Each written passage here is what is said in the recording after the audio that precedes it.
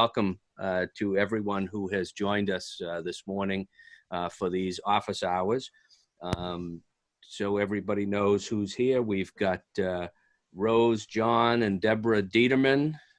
We have Jake Auchincloss, Town Administrator from Franklin, Jamie Hellen, and my staff director from the State House, James Gay, and Michael Maloney, who's you're still the president of HMEA, is that correct? That's right. That's right. Yeah. All right. And I see Tom Mercer is also in. Are you able to hear us, Tom? I think he's still checking in. So first of all, I just wanted to welcome everyone and thank in particular to Town Administrator Jamie Hellen and Town Council Chairman Tom Mercer for joining us. Just to begin, the three of us have been in constant and close contact over the last several weeks to stay abreast of what's happening both at the local level and at the state level, and to give me some understanding of some of the needs for the community as we navigate these pieces at the state level. And the state and local governments continue to work closely, effectively, and efficiently, and hopefully that's felt the same on the local level. We have a lot of resources available, and I have actually set up a web page on my site, jeffreyroy.com, jeffreyroy.com. And if you go to that page, it will give you a host of sites and links, including a link to Franklin's COVID-19 portal. They have set up a page, and you can get access to information particular to the community of Franklin. We also, at the state level, have been working on a number of pieces of legislation to address the COVID-19 crisis. There have been over 60 bills filed, and if you want to see more details on those particular bills, if you go to the page on my website, that'll actually take you to a site that lists all 60 bills and what the subject matters are. Briefly, they have to deal with unemployment insurance, personal protective equipment, town governance, budgeting, tax filing, elections, evictions and foreclosures, forbearance on loans, helping businesses, easing or applying cash assistance and relief for families, aid to homeless persons and shelters, price gouging, and notarization. Those bills are moving through. We actually have a session today at 11 a.m. Where we're hopefully going to take up the town governance piece, and I'm sure that's music to Tom and Jamie's ears. We know that there's a lot of anxiety out there, and we certainly understand and feel that anxiety, but want you to be assured that your government is working, staying in touch, staying on top of these issues, staying in touch with folks in the community, because we know that we have to be here to get us through this particular crisis. We always invoke the swarm mentality when we're talking about this, and issues like social distancing and trying to maintain a swarm mentality, because when we work together well collectively, that's going to work well for all of us. The main goal is to keep the rate of the infections down. And so I encourage everybody to listen and pay attention to what executive orders and other pieces are out in place, and follow them. And if you have any questions, to certainly reach out to us. So at this point, I'd love to turn it over to Jamie Hellen, the town administrator for Franklin. I know, Jamie, you have a hard stop at 9 a.m. And if you'd give us a brief glimpse at what's happening at the Franklin level, and then if you would kick it over to Tom Mercer after that. Sounds good, Jeff. Thanks so much for inviting us today and having us come and talk for a little bit. And obviously happy to, take any questions from anybody who hops on the call. But, it's funny, you just mentioned a minute ago that business continues as usual. Obviously it's not as usual in Franklin. Our buildings and public facilities and schools are closed to obviously the public, but also our employees. We did get everybody out over a week ago out of abundance of caution, but we still maintain that resolve to keep all of the business functions going. It's funny, as we've all been dealing with this, you realize that a lot of the business of paying bills, applying for permits, calling with questions, the public library, for example, has a whole series of streaming programs for kids and families throughout the whole week. So a lot of our business functions are actually continuing on as they would be. It's just that the medium at which they're being done is different than it used to be. You just can't walk into a building and take a trip to town hall to pay your bill, but you can still hop online to our online portal. Do I still have to pay that bill? Well, guess what? Fourth quarter tax bills are being sent out next week, Oh my. which is not great news. But it's something that, we obviously have to do to keep the trains running on time, right? So, at the Franklin level, I think everybody's done a great job in the community to adjust to all this. I think just like the nation, everybody came to a screeching halt. But I've been really, really impressed with how well not only the citizens have responded to this, but I'm just blown away at our staff. As I said about a week ago, we closed all the buildings to all of our employees as well.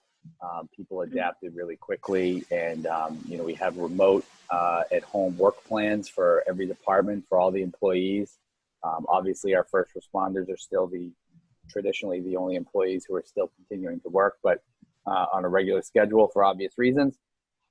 That includes some of our DPW staff, but it really is, in a lot of ways, the staff have come up with innovative ways to continue to do outreach. Our senior center staff is continuing to do outreach to high-risk folks in the community to make sure that the folks that needed the food assistance most desperately are getting that assistance and connecting the dots to the neighbor brigade. As I mentioned before, the public library is doing a whole series of family programs, the teen advisory board, and all the normal meetings they would have in the library. They're now doing them streaming wise. Callie and her staff are doing story times 3 times a week for families at night. And I think those are just a few of the examples of the town staff that just, on a moment's notice, as we all know, Jeff, just out of nowhere, our lives were upended, and it's been great to see folks throughout the entire town government be able to take that leadership stance to make sure that we continue on. As you mentioned, a couple of quick announcements. Obviously, the governor announced the other day that schools would remain closed through May 4th. And so today I'll be announcing that the town buildings for the town of Franklin will continue to be closed to the public and our employees through May 4th. I don't think this is chart-topping news, but while I'm on the call right now, that announcement will go out in a couple hours. And I think it shows the severity of what we're actually, obviously all dealing with. Our online portal, as you mentioned earlier, on our Franklin website, franklinma.gov.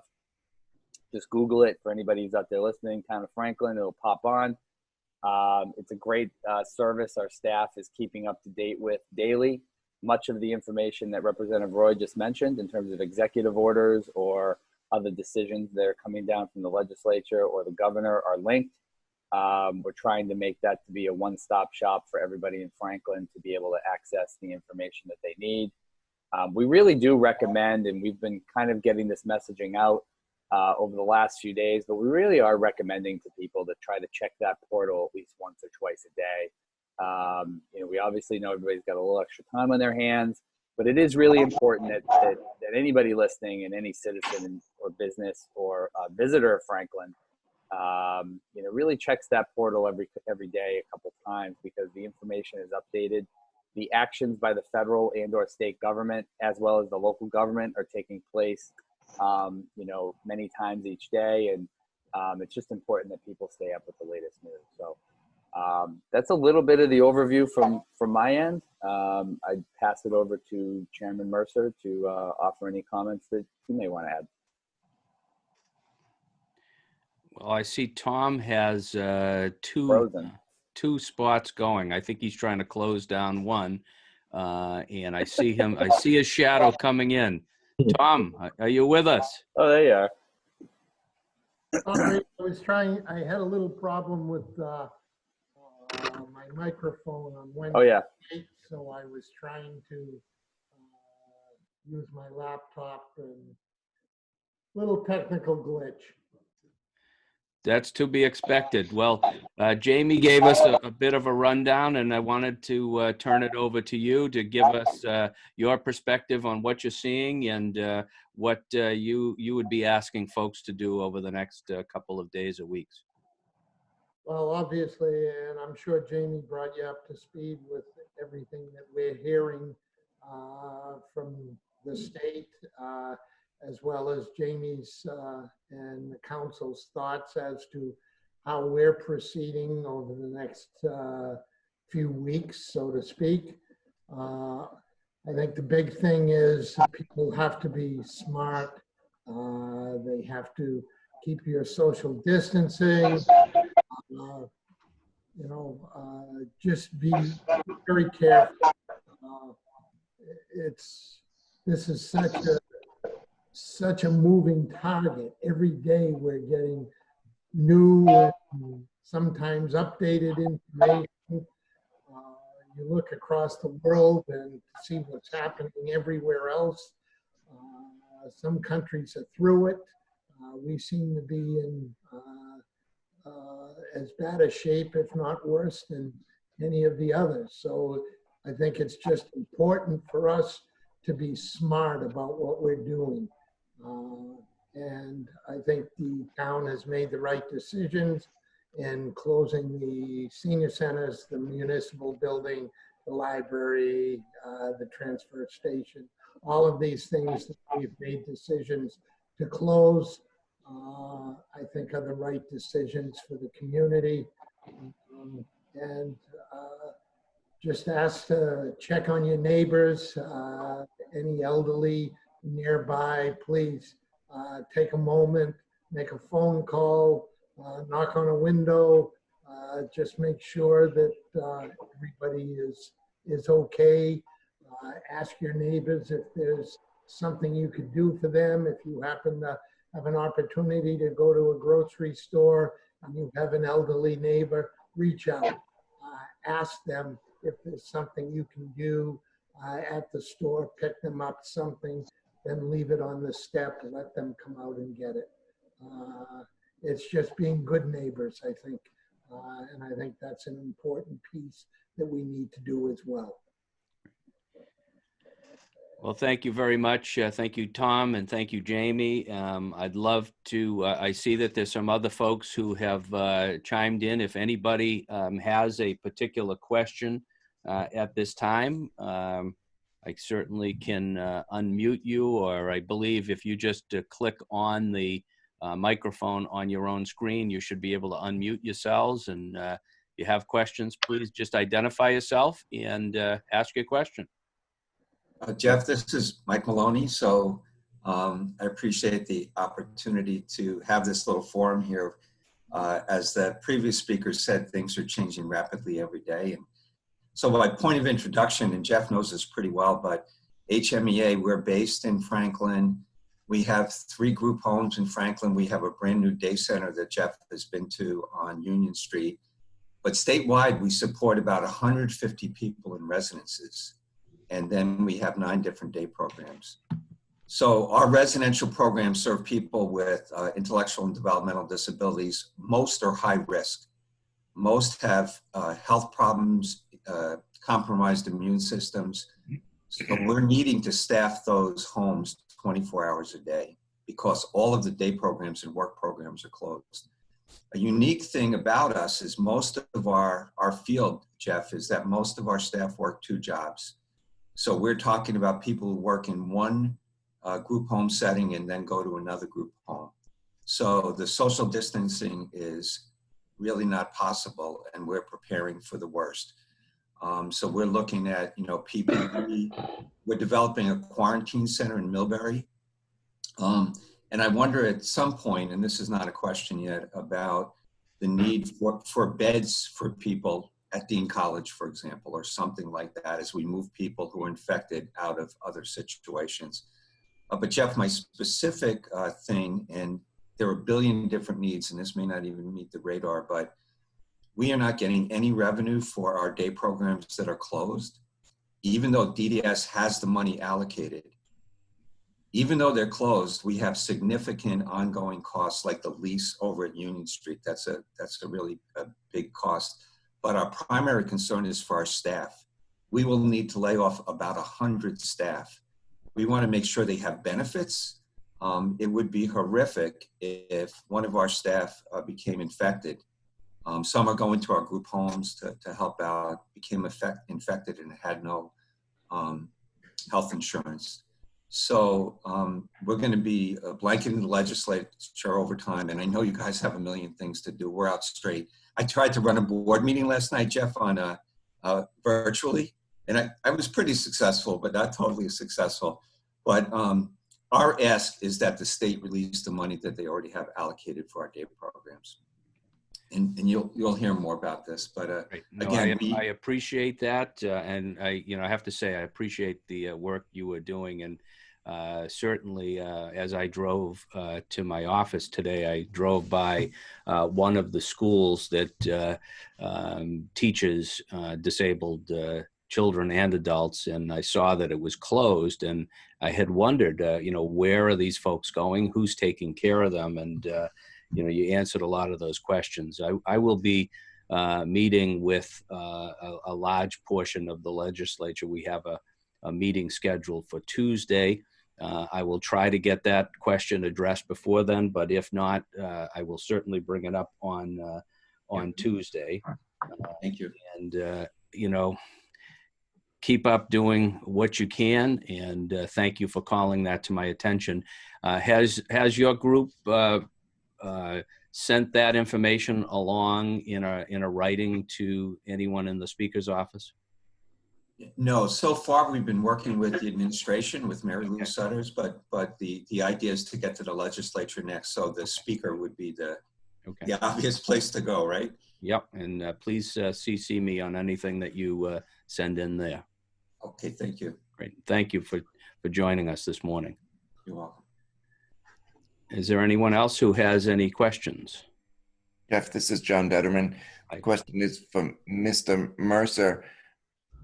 From a town council perspective, are the meetings happening remotely with voting happening virtually? Yes, they are. Our next scheduled meeting is April 15th.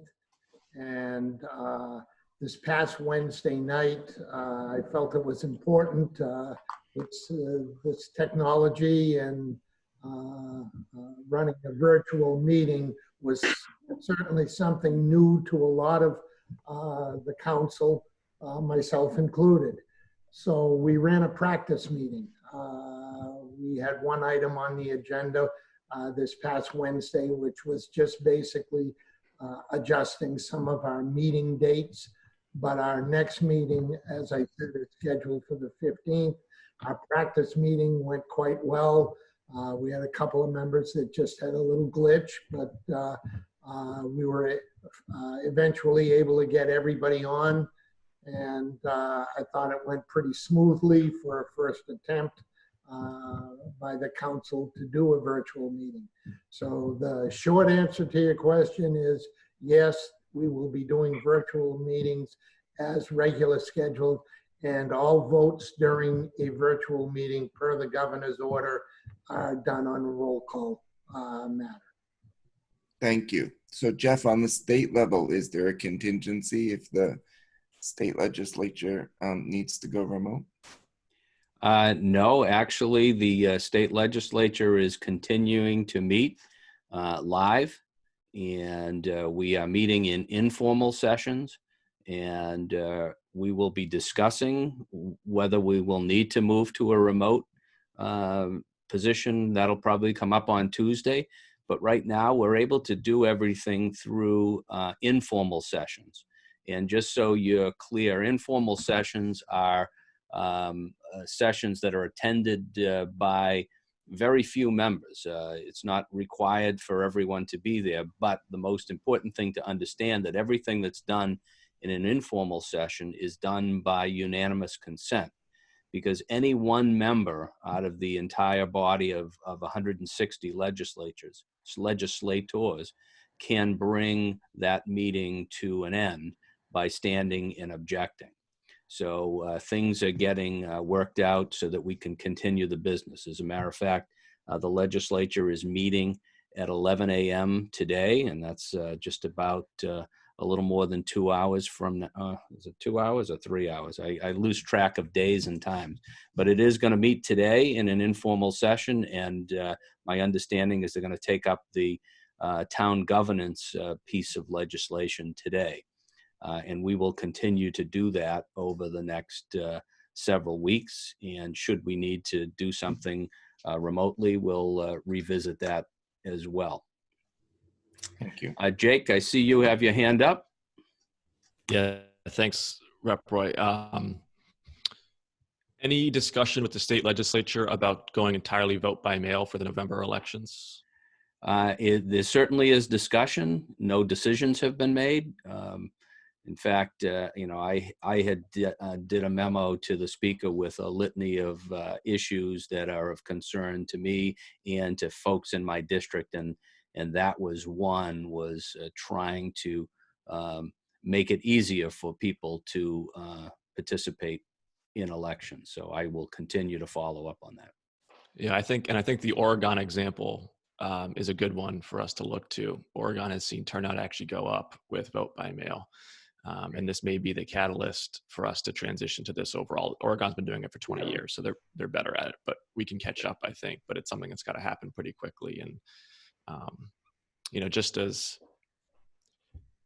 I would say, one of my biggest fears is that a health emergency becomes a constitutional emergency, especially with this president in place. And it's going to be really important that we safeguard our elections. Great. Well, thank you. Thank you. And I know that Jamie has a hard stop in about 7 minutes. So if anybody has any particular questions for our town administrator, now would be a good time. Jake? Does anyone else have any questions?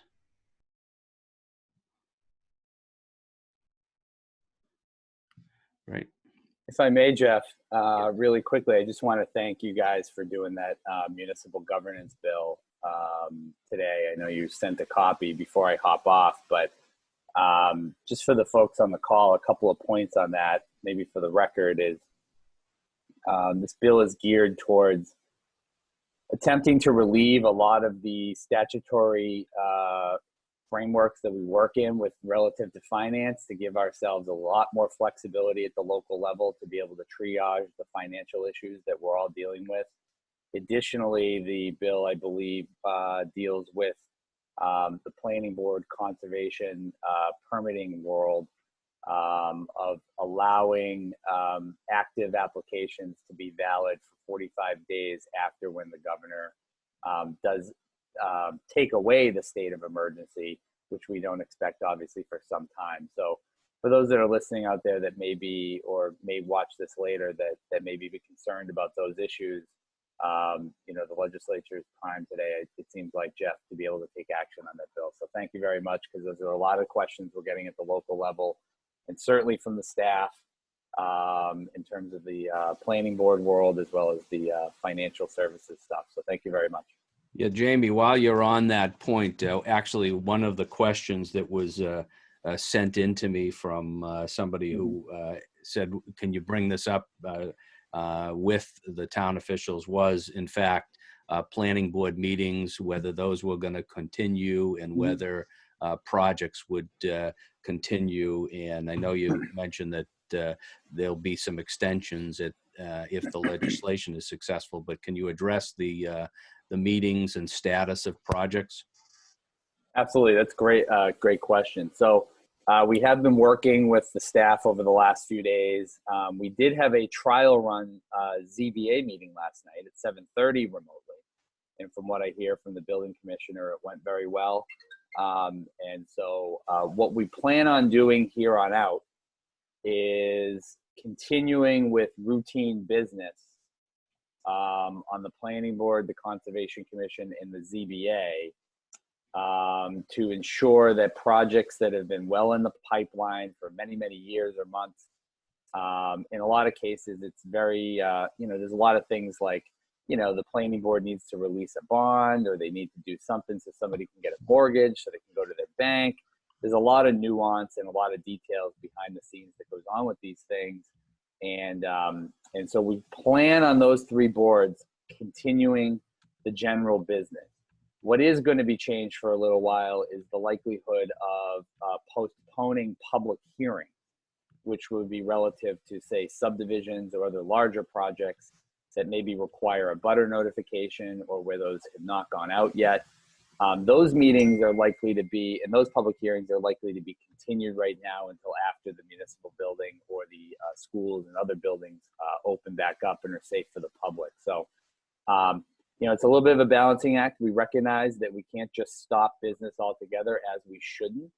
And so those three boards are going to be doing remote meetings in the next few days, if not the next week. I think the planning board and conservation commission will almost certainly do trial run meetings like Chairman Mercer mentioned a few moments ago for the council.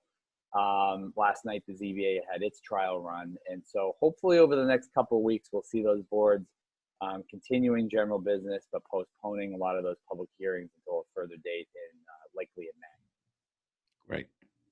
Thank you. Thank you so much. And Jamie, thank you for taking time out of what I can just imagine is a crazy schedule and a crazy set of circumstances. You've been incredibly helpful to me in navigating through these steps, and you're an asset to the town. And I wish you the best of luck, and certainly don't hesitate to reach out to me if I can be of any assistance. And let's just continue working together. Absolutely, Jeff. It's been a pleasure working with you, and I know we've been in touch almost on a daily basis, and so hopefully we'll get a little reprieve here for a day or so over the weekend. It's going to be beautiful out today. I should make one last plug. We have a new website going up today with trails, with all of the trails maps in Franklin, with some walking tours. We have some exciting stuff, so it's a beautiful day out. So our team, I'm actually hopping on the call now to go repackage that and put all of our trail maps in town up. So hopefully a lot of families and individuals can go out for a walk today, keeping the 6 foot distance, social distancing, but nonetheless, it's a good opportunity to get out of the house and enjoy Franklin for all it's worth. So thanks so much for your leadership, Jeff. Hey, give me 10 or 20 seconds on the meeting you had about the tunnel on the SNET trail. So it looked to me like everything was status quo. It is continuing on. They did the bid. We did talk about the engineering. It looks like they're going to put a shovel in the ground soon. It appears that the money, or somewhere the money has not been on a freeze. So the bad news for Franklin is going to be that that Prospect Street is probably going to be closed for a significant portion of the summer. But I'm going to leave it there because I don't want to say anything I shouldn't say. I want to make sure that residents have exactly the right information. But it appears the DCR is full steam ahead. So that's good news for Franklin. Great. Thank you again. Thanks a lot, Jeff. Take care, everyone. I just know that we're going to stay here until 9:30 this morning and continue to take questions and keep the conversation going. And if there is anybody who has not yet asked a question, by all means, please chime in. I see that Steve Sherlock has just joined us, and want to welcome you, Steve, and thank you again for all of your continued contributions to the communication, because that's one of the things that's extremely key in these times, is the ability to get information out and to communicate. And I want you to know that it was based on your information and your lead that I became a Zoom account holder as of about 3 days ago. So thank you for introducing me to that great tool. Welcome. I feel so privileged to be able to share what something feels like it's comfortable for me, and clearly it's not always comfortable for others, but to the extent that I can continue to do so, as I've said before, content that I continue to learn, because I'm always learning something new along the way. And yeah, Zoom I hadn't been familiar with, but I was in the corporate world between Zoom, between Google Hangout and Skype. There are other tools that are similar to this. And clearly the need is ever present, to share accurate and timely info. So to the extent that I can do so, I'm here to help. Great. Well, thank you. Because I think, as I posted this morning, as I was coming in from my walk, I realized that the one thing this pandemic has given us is time. And the question is still present. How are we going to use this time? And we're going to each answer it in our own way. And this is one of my ways of answering, is just sharing accurate info. So thank you for the opportunity. And I'm glad you're learning as well. That's something we need to do to keep active and interested and keep things happening. Yeah, and Jeff, this is Mike Maloney. I need to sign off. I have another video call to go to. Steve, it's good to see you. Steve is on HMEA's incredible 5K committee that's going to be a virtual road race this year. So we appreciate your time, Steve. Well, something new to do virtually too. Your incredible T-shirt made my blanket. I saw that, Jeff. I saw that. Thanks a lot. That's great. I could make a blanket with all the T-shirts I have. Take care, folks. Thank you so much, Mike, and I'll be in touch. Okay. So any other folks that are out there? I see TJR Photo, Marie Driscoll, Brian Johnson. If you have any questions or comments, you can either unmute yourself and ask your question, make your comment.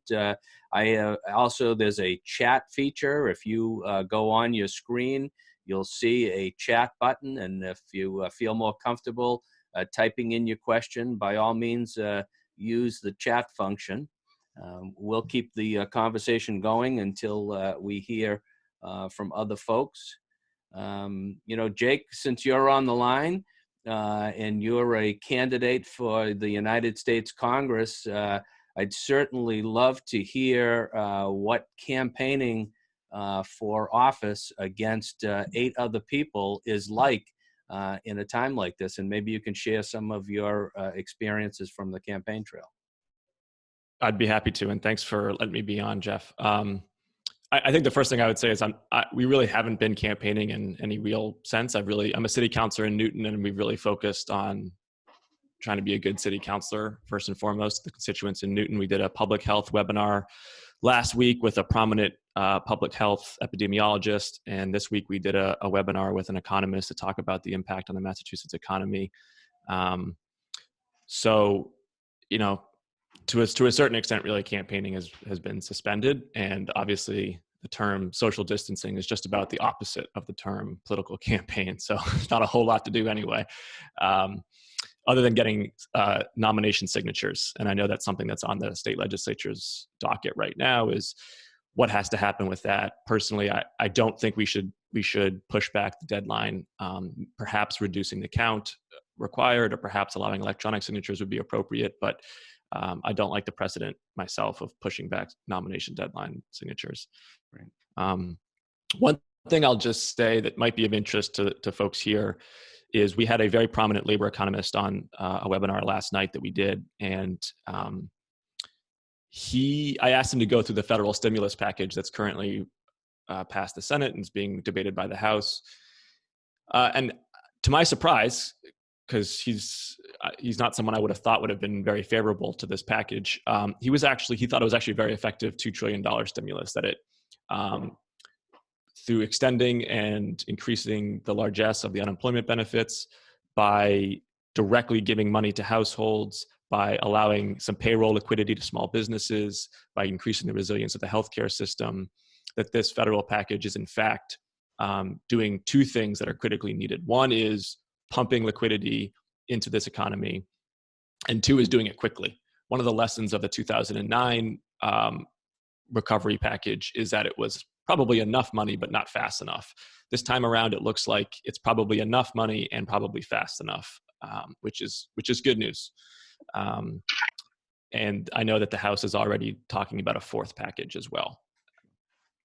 Well, thank you very much for that update. Just thought, since you brought up the unemployment, I think folks would be interested in knowing that this week we had 147,000 unemployment claims in Massachusetts. During the month of February, we had, I believe it was 16 or 17,000. And in 1 week, 147,000 claims. So that gives you a real glimpse at the seriousness of this current state. I see that a question was posted by TJR Photo.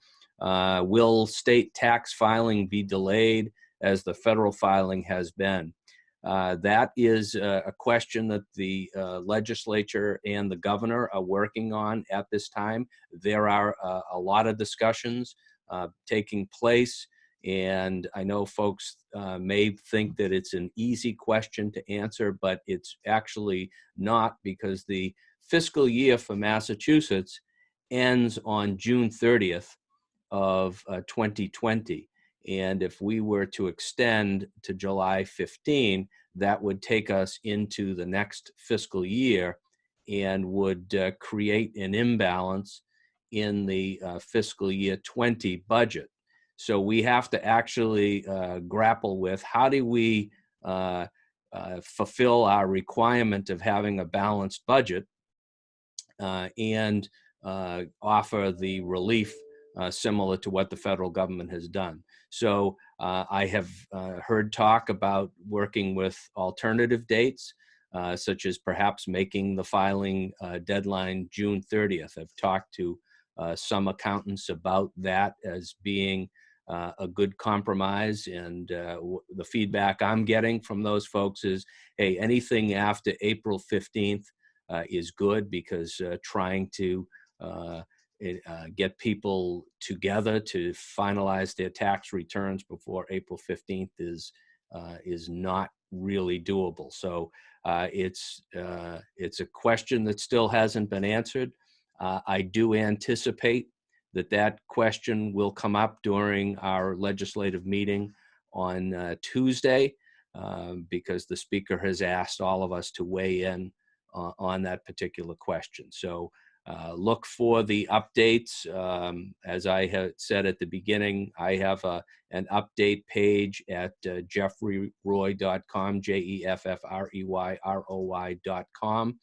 And I update that page as frequently as the information gets to me, and state tax filing will be something that I will keep a close eye on and update as soon as any action is taken. I also see a question in there from Marie Driscoll, and it says, thanks for the updates. Tegra Medical, a medical device manufacturer with almost a full house of 400 plus employees coming to work each day, is staying on top of things, and your updates and openness for questions is wonderful. Thanks again, and stay well. Well, I was looking for a question in there, but compliments are always welcome. And Marie, I truly appreciate it, and I certainly appreciate the folks at Tegra Medical. Well, and I saw that was supposed to be a private chat, but Marie, I'm sorry, I read it and I saw the private too late. But Tegra Medical, and Tom, you'll certainly appreciate this, because this was in your tenure on the town council. But Tegra Medical came to Franklin as a result of a TIF, which is tax incentive financing, that the town of Franklin took a bet on Tegra Medical, and I think they brought in about 150 employees at the time. And by giving a TIF, it was to encourage them to build the business and continue to grow.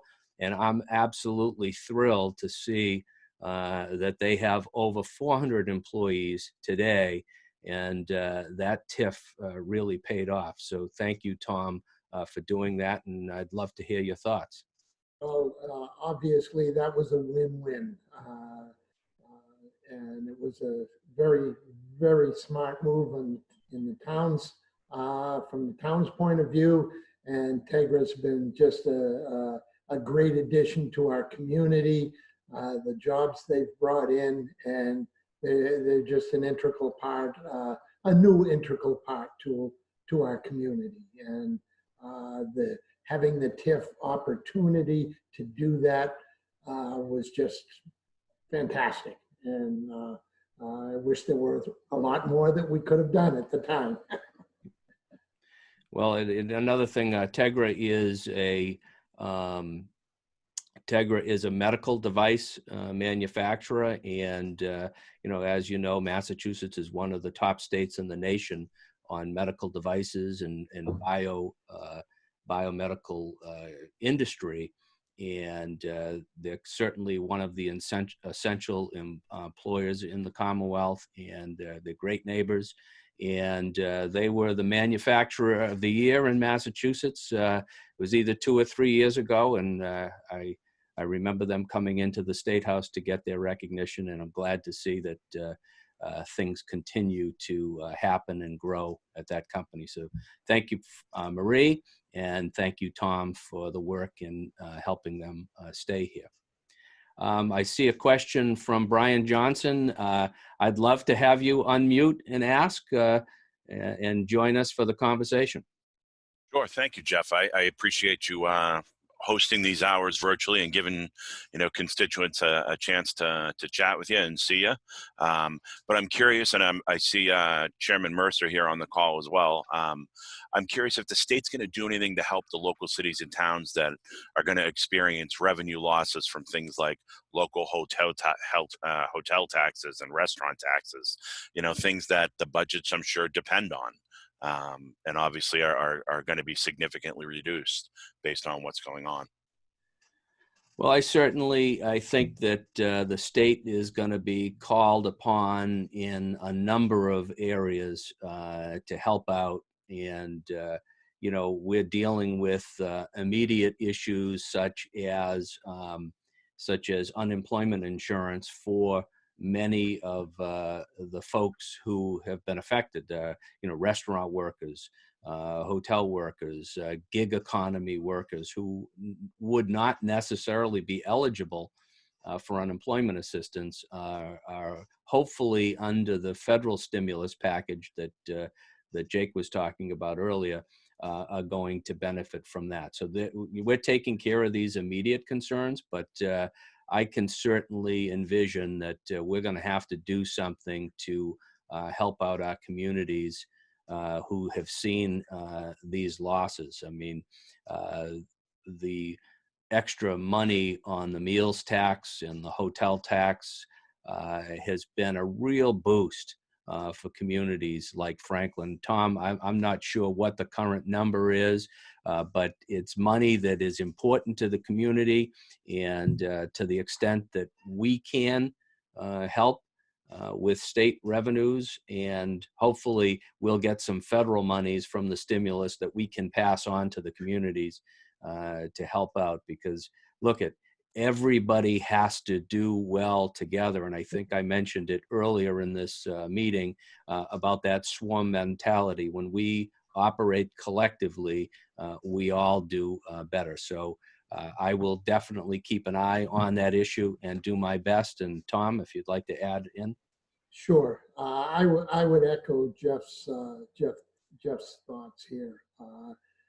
Obviously, we're very early into these issues, and most importantly, dealing with the individual issues with the unemployment and with the stimulus package that just passed for the small businesses.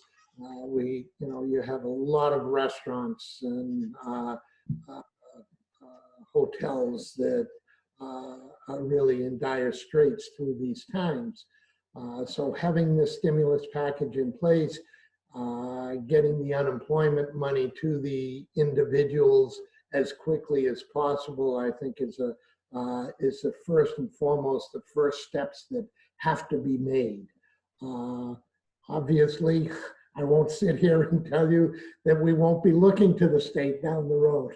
And the calls will be made to Jeff and to Senator Spilka as we move forward. But I think most importantly, right now, it's dealing with and trying to help the individuals that have that are sitting at home because they can't work, and getting some unemployment money to them, and looking at a lot of these small businesses that are really going to be effective in getting some money to them as fast as possible.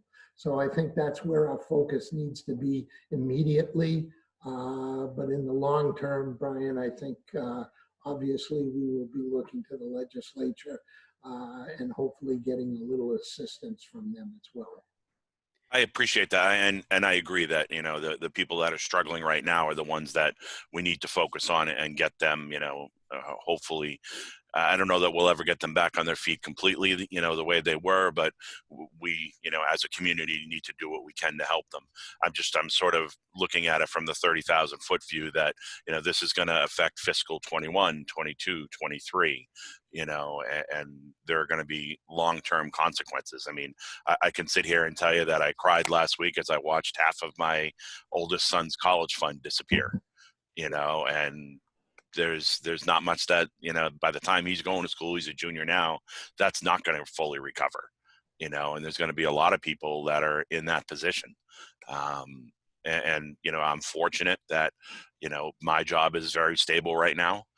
My wife's job is very stable right now, so we continue to march on, you know, but there's going to be a lot of people that, you know, have been saving for a long time that are going to be looking at kids going to school and things like that, that are, you know, it's going to have this trickle down sort of, you know, feeling to it that they might not have been eligible for financial aid on the trajectory they were on, but all of a sudden are going to be on. And is that money from the federal government still going to be there, or they're going to be looking at more student loans? I mean, it's just the massive overall picture is frightening to think about. You're absolutely correct. And I think the trickle down effect, as you alluded to, you know, a fiscal year ends in June.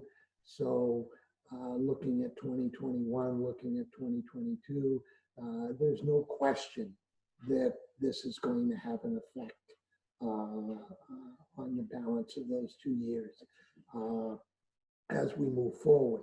You know, most of our taxes and so forth have come in for a lot of 2020. So I think as a municipality, we're probably okay for a little bit, but it is going to take its toll as we move forward. So I agree. And you look at these the college kids now, you know, you feel terrible as they approach these the end of their, a lot of the seniors in college, the seniors in high school. What's going to happen? What's going to happen to them? What's going to happen to their graduation time? You know, not that that's a big thing, but it's something that we all remember. And hopefully we'll get through this quick enough so that some of that will be able to come back. And whether they postpone some dates and so forth, I certainly would love to see that happen, because I think it's a time in each and everyone's life that as these kids go on, you don't want them to remember their graduation from college as a coronavirus graduation. So let's hope and keep our fingers crossed and pray that we get through this, and we get through this very quickly, and I'm sure we will. I appreciate that, and I appreciate the fact that you're bringing up the students. Like I said, I've got a junior in high school. He actually goes to the vocational technical high school, and I know that, you know, the teachers are trying to roll out curriculum right now to at least keep students engaged and things like that. But one of the things that I actually haven't seen in the media, and I've been a little bit surprised, they've talked a lot about the public schools and their need to get, you know, curriculum out to the students. But I mean, kids in vocational schools are, you know, trade kids and things like that, and that's not something that they can necessarily do remotely. You know, a lot of those, you know, trade kids are hands-on and things like that. And you know, both my boys go to Tri-County, and I'm curious as to, you know, how much of a disadvantage this is going to put them at, you know, going forward. You know, Absolutely. so, Jeff and I, we go back a long way. We both did a tenure on the school committee. I chaired the school committee in the 90s when we were the fastest growing community in the state of Massachusetts. Jeff came on and followed me. So we're very tuned in to the education piece, and Jeff chairing the education piece at the state level. It's an important piece, and it's something that we need to continue to look at, and the effects of this crisis on our education system. And it's certainly there. And Jeff, I'll let obviously jump in and speak a little more on that, furthering education dealing with this crisis. Yeah, Brian, you raised some incredible points, and thank you for a great question. And yeah, I have been chairing the Higher Education Committee for the House of Representatives since February of 2019. And I can tell you it's been an incredible experience over this time period. A lot of things have happened in the higher education arena in just the last year and a half. And this COVID-19 is absolutely incredible, the amount of pressure that it's putting on our higher education system as a whole, and on students and on staff and on parents who are grappling with issues of how to pay for all this. And I actually did an update to the legislature yesterday because, you know, we're dealing with, just as you said, most of the campuses have moved to remote and online learning, but there are specialty schools where labs are important, studio-based learning is important, and so we're grappling with how to open up those campuses, maybe not in the immediate future, but at some point in the future, so that we can get folks in for their lab work and their studio-based work. And I hope that the same will happen at the Voc schools as well. And you know, it's definitely stuff that we are keeping on the horizon. I do see that Jake, you had a question on testing. Yeah, really quick, because I know we're running out of time. It seems like the very strong consensus of both public health professionals and economists is that the way through this is to have massive, constant, ubiquitous testing of everybody. That's how South Korea has done it. That will allow the economy to restart without jeopardizing further infections. And I know the governor has been pushing hard to expand the number of tests. Can you give us a little bit of a sense at the state level of how we're looking in terms of expanding testing facilities and the number of tests being done daily?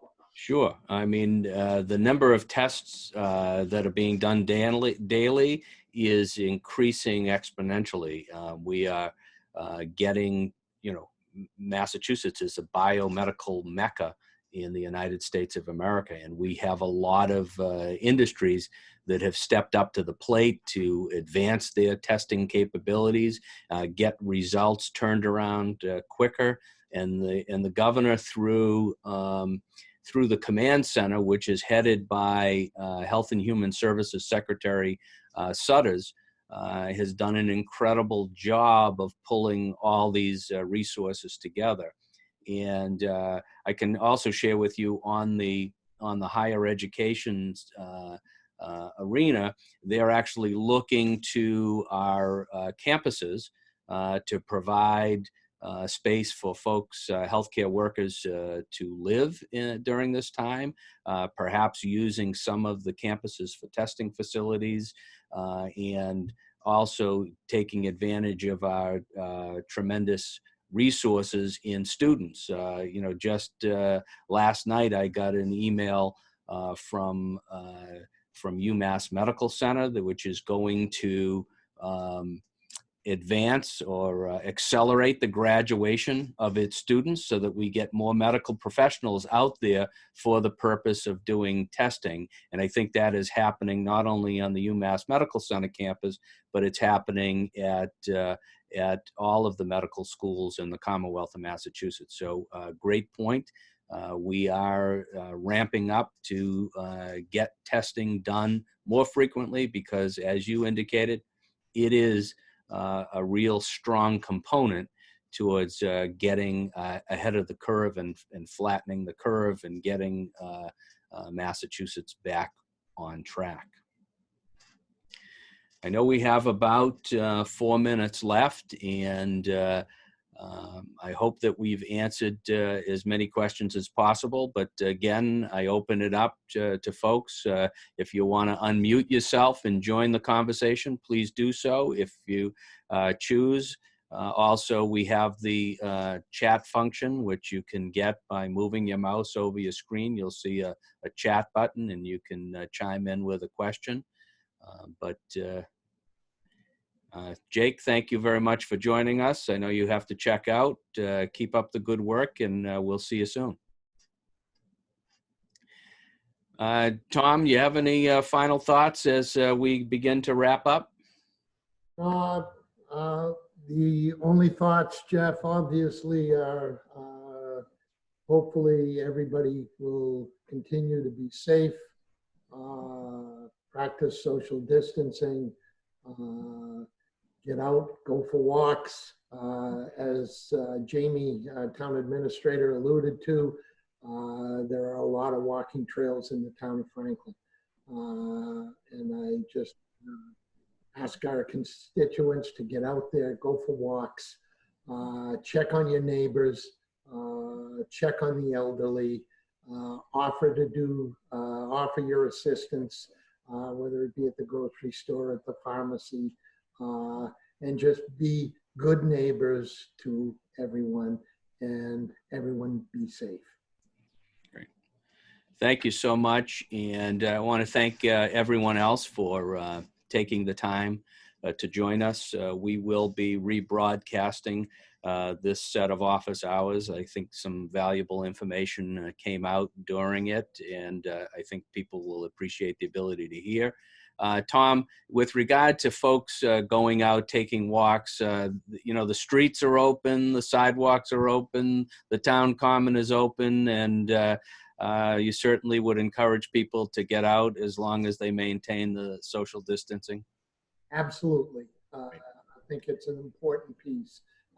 Fresh air is good, the exercise is good, and I think it's just an important piece. We don't all, you get cabin fever very quickly sitting in the house. So please get out, do a little exercise.